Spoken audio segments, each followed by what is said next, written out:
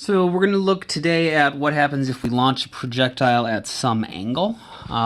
We looked before at what happens if we launched a projectile horizontally. So if we threw or rolled something just straight forward, where would it go? But of course, we could throw something at an angle as well, and that would create some sort of path that we should be able to write some equations to describe. So let's draw a little picture of this, and then we'll talk about the math. So I'm going to assume that I'm launching over horizontal ground, and we are going to launch at some angle. In this case, up is the only direction I can go, so we'll have some angle above the horizontal. But you could, from the edge of a building or from an airplane or something, you could have an angle going downwards as well. And so we're going to have some initial velocity that our projectile is going to have. And that's, of course, going to be defined by its magnitude, which is the same as, its speed, and the angle that it's at. So we'll call that V naught and theta. V naught to represent the initial speed, which is the magnitude of the initial velocity. Theta is the angle of that velocity. And, of course, it's going to have both a component to the right, an x component, and a y component.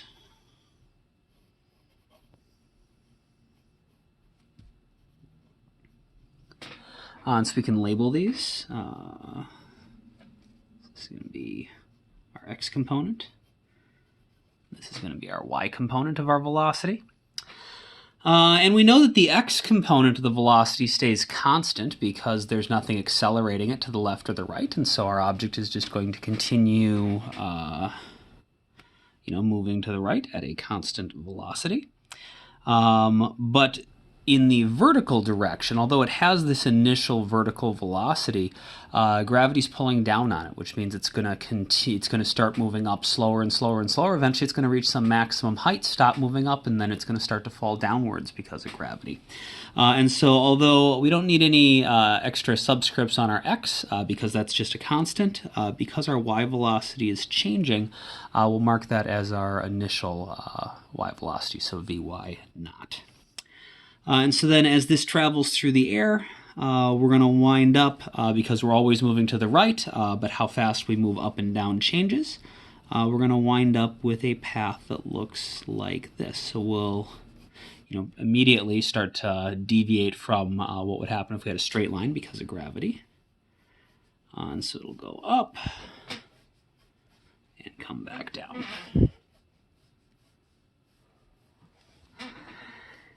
And this should be a parabola, and it should be perfectly symmetrical. I don't know how good of a job I'm doing here, but in your notes, try to draw the best parabola you can. It looks exactly the same on the left and the right.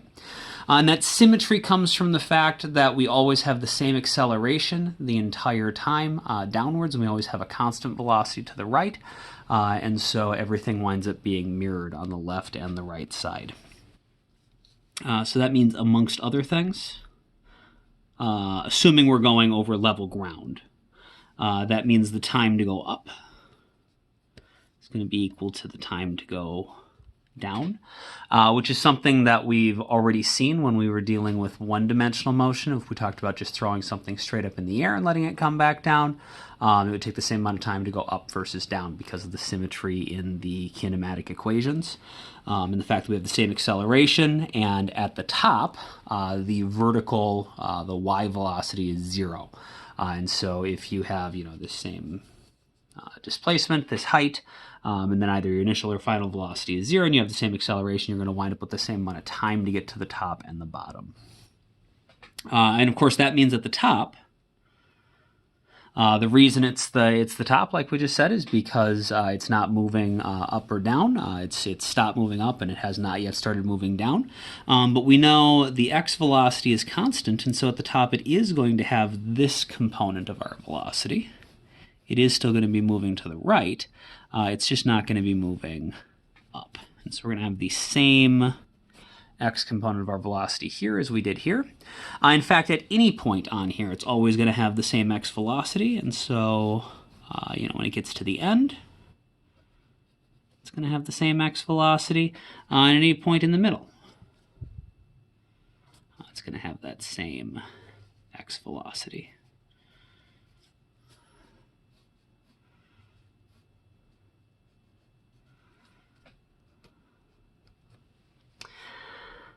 The y velocity, of course, though, is changing. And so on the way up, it's getting slower and slower and slower. Remember, our instantaneous velocity is always tangent to our path. And so we can see where the instantaneous velocity would be. Just looks like that. And so our y component must be like that. So that's our instantaneous velocity at some point. Got some instantaneous y component. You might remember something that we dealt with when we talked about objects in free fall and throwing something up and down in one-dimensional motion is that whenever we return to the same height, we wind up going at the exact same speed, just in the opposite direction. That applies here as well. So when the object comes back down to the same height, it's going to have the exact same vertical speed. It'll just be going down instead of up. And again, that's because of the symmetry in our kinematics. And if you've drawn your parabola nice and symmetrical, that should work out. If you draw, your downwards y component the same height as your upwards y component here, we connect that, we should get something that is pretty close to running tangent to our parabola.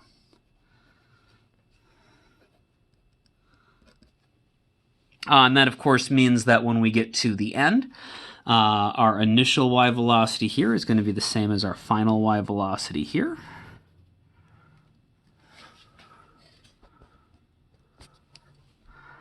And since the x component stays the same, we've just flipped the direction, but not the length of the y component. We're going to get the same triangle, so we should even get the same angle.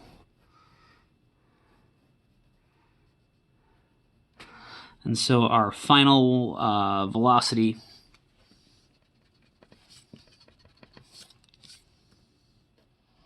when we get down to the ground, so the total velocity is going to have the exact same angle as our initial one, and this velocity here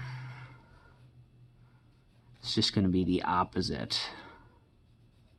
So the y component of the velocity at the end is just going to be the opposite of the initial y velocity because they're at the exact same height. What else? We know that we can calculate the x and the y components just using some trigonometry. So the x component, that's the adjacent side. So if we know our initial velocity, or the muzzle velocity as it might be called in some problems, if it's coming out the end of a cannon or a gun or something, is going to be the initial velocity, whatever that is, times the adjacent side. That's going to be cosine. Likewise, we can find the initial y component of our velocity using sine. So that's going to be v naught sine theta. Remember, the x velocity is constant. So we got the same x velocity at all points. Our time up to go is the same as our time to go down. We can put a little note up here or wherever you have space. At the top, your y velocity is going to be 0. That's the reason it's the top of the path, because it's not moving up or down. And so at the top, you only have the x component of your velocity. Just a couple other relationships that we already talked about when we were doing one-dimensional motion, but it's maybe worth writing down again.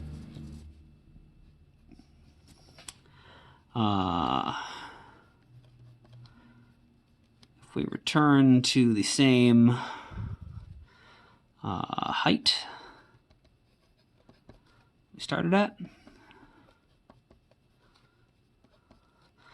that means a couple of things have to be true because of the symmetry in the kinematic equations. One is that the final velocity is equal to the final y velocity is just the opposite of the initial velocity. to call this?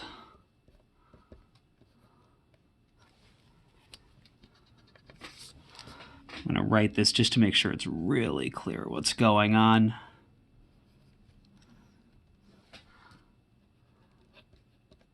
We'll actually write out final and initial just to make sure that's super clear.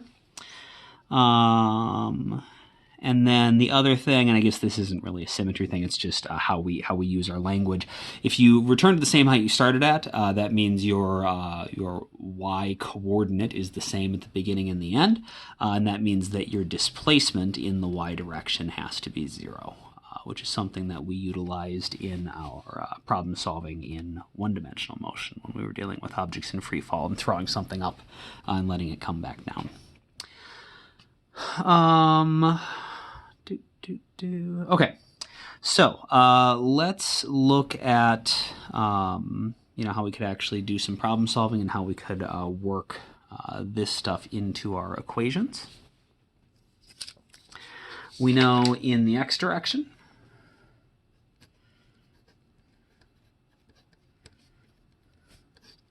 we have a constant velocity.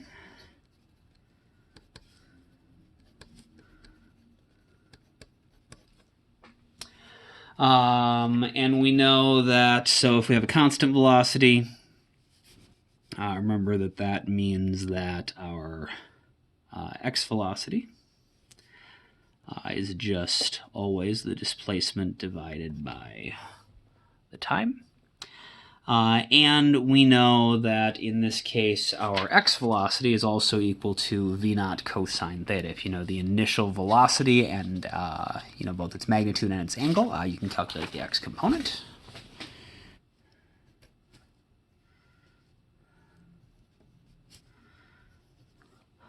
And so this is nice because this is actually often the sorts of stuff that we care about in problem solving. Usually it's not terribly practical it's not that it's never, but in a lot of cases we don't really need to find exactly how fast it's moving to the side. What we care about are things like how long does it take the object to get to where it's going? How far forward does it travel? And the things you usually know at the beginning are things like how fast it was going and what angle you launched it at. Or you might want to work the other way around. You might want to figure out what launch angle we would need, or if we know the launch angle, how fast we might have to throw something at a particular angle in order to get it to go a certain amount in a certain amount of time. So I'm going to put a box around this. And of course, we can arrange this, you can rearrange this to solve for anything else you want, right? So displacement would be equal to the initial velocity times the time times the cosine of theta, etc. Just a notation thing here. Usually we put trig functions at the end, which is why the t sort of got stuck in the middle there, right? So just so we can keep our cosine function at the end. Now in the y direction, we can write kinematic equations here because we know that we're dealing with a constant acceleration.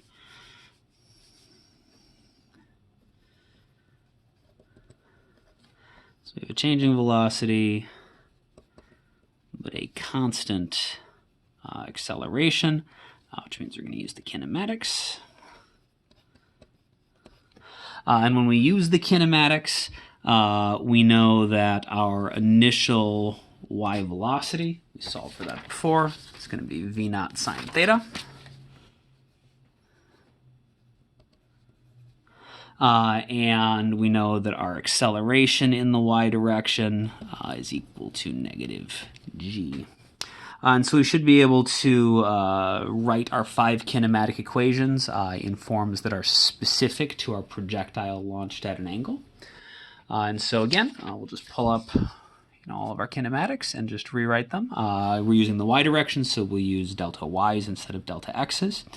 So the first one, the displacement, delta y.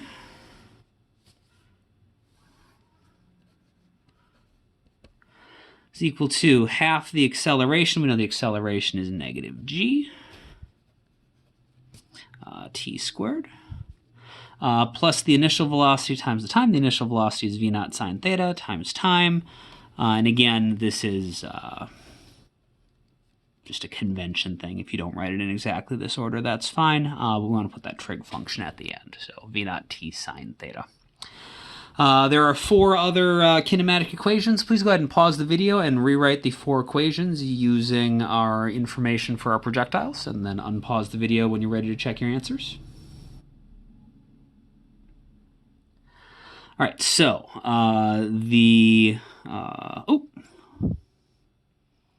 should have been Vy naught, I apologize. If you did not add little y subscripts to everything, you should do that, because, you know, we have our initial velocity.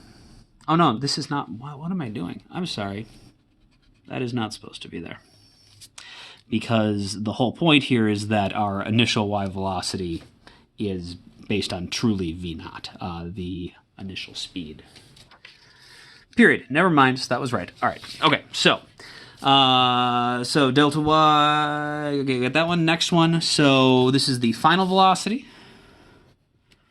And that's going to be in the y direction, is equal to our initial velocity, but this is, you know, in the y direction. Our initial y direction velocity is v naught sine theta. Plus the acceleration is going to be minus g times t. Next one, displacement, delta y is equal to our initial y velocity is v naught sine theta, plus the final velocity. We're concerned about the y direction here, so we'll call that the final velocity in the y direction, divided by 2 times the time. Final velocity, Vy squared, is equal to the initial velocity. So that's this whole term squared. So you could either write it in parentheses and square it, or you could square each term. So V naught sine squared theta plus 2a is going to become minus 2g times the displacement, delta y. And then finally, the displacement in the y direction is equal to the final y velocity times the time, minus 1/2 the acceleration becomes plus 1/2 g, because our acceleration is negative g, t squared. And so again, we've come up with 5 equations that are specific to projectiles launched at an angle. They are just sort of more specific versions of our kinematic equations that always work. If you look at the, I don't know if I have that one handy. If you look at our equations that we had from last time for projectiles launched horizontally, you should see that those equations actually give you the exact same thing as these if you just plug 0 in for theta, because sine of 0 is 0. And so all of these sine theta terms go to 0 if you have a horizontal projectile. And so these are actually good for any angle. They don't just have to be at some non-zero angle. You can use them at any angle, but if the angle is 0, like why make it more complicated? All right, so we should be able to use these to do some problem solving, and so we'll practice that next.